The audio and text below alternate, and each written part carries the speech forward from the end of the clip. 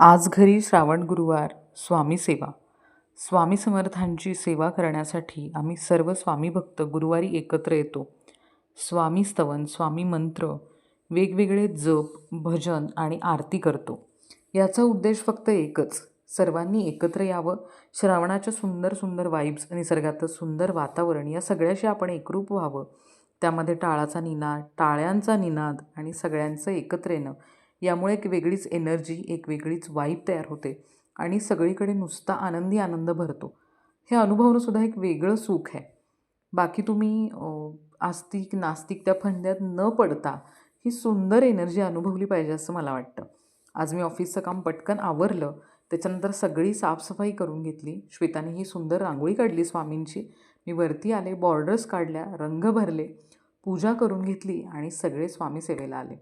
आल्यानंतर जो काही उत्साह होता आजच्या सेवेत तो अगदी सुंदर होता. अनलकीली मी तो व्हिडिओ केलेला नाही, पुढच्या वेळी नक्की करेन.